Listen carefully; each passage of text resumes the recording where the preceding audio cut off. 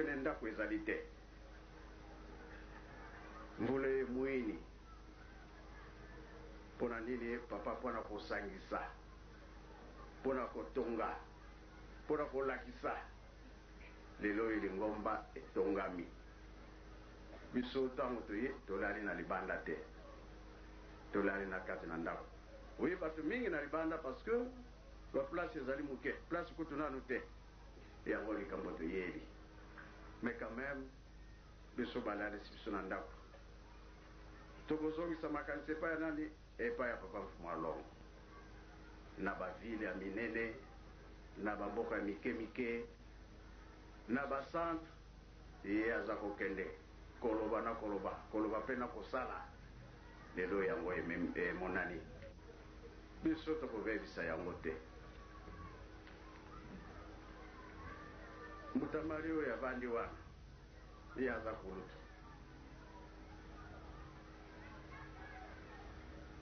Papa Mfumwalongo aboti mwana mwasi apesi kombo ya mama Mwilu.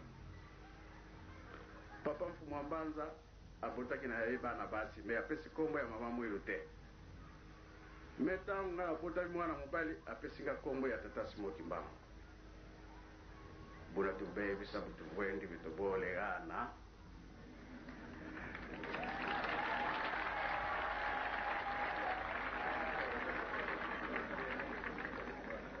Elingolo banini mutu auti mosika paroisse ya bondelaka si batanga résolution. Ezali boye bieza boye te.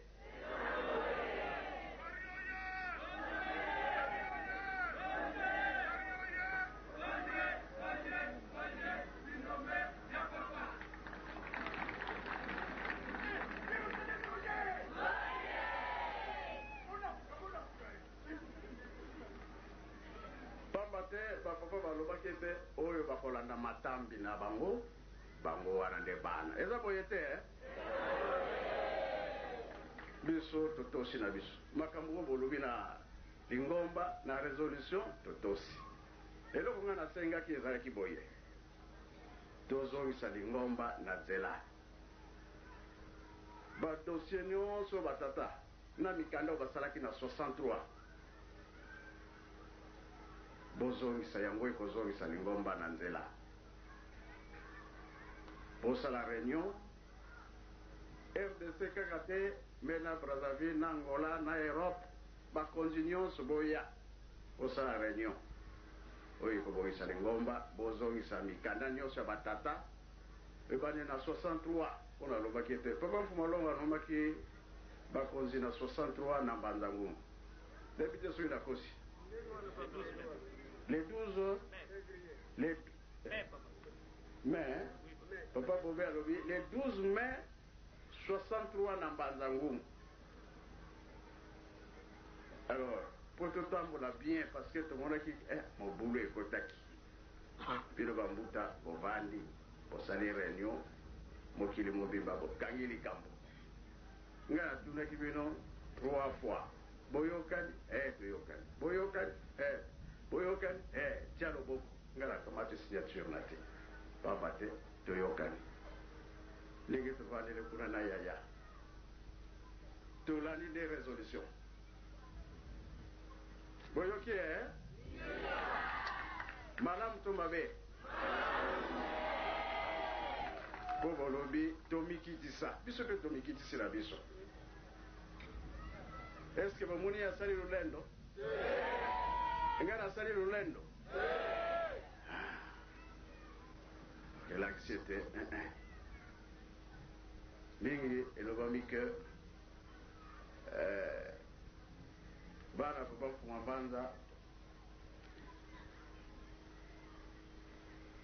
batiki bango moko.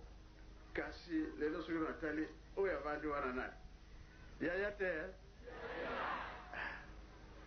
Mais alobi leki lokola baponi ngana sala nini? Na Kinshasa tovandi balobi ozokende Mbanza Nsala bango ibalandi.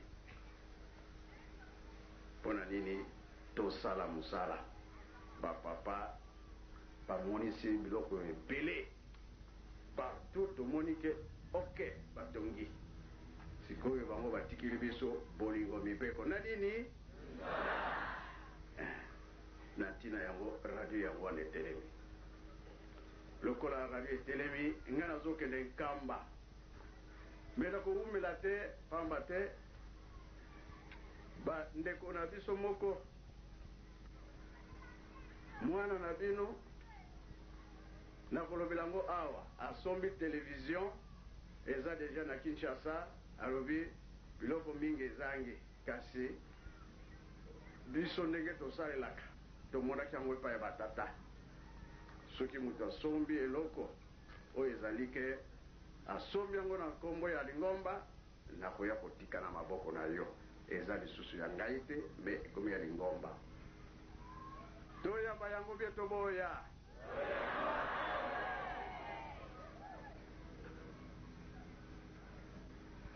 mwana na bino ndeko na biso ye alobi papa eloko wana nasombi eza ya ngai te mpo namoni baza koseka yo mingi baza koloba makambo mingi me biso tokosala mpona honere ya eglise kimbangiste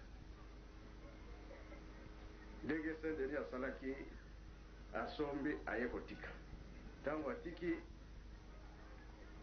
tomonaki geste ye moko mama moyela amemi coupe bamama mosusu ba beaucoup de fleurs papa nani amemi contact baye kolakisa eloko bapapa basengaki yango oyo mpona bapapa bakei nga natikali batinga mokonzi ya lingomba baye kopesa ngo na maboko na ngai bomonaki mpe bomonaki te esengo mpe esengo te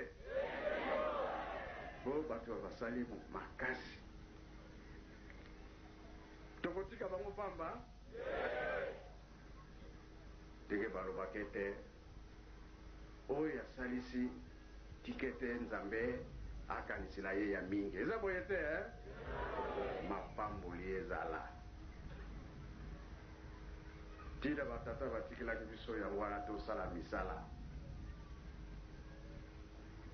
tina toyeli awa re tosalaka makambo ya pamba non tosalela nzambe na biso na solo bitumba ezali pasi ezali makambo ya ndenge na ndenge kasi tobanga na biso te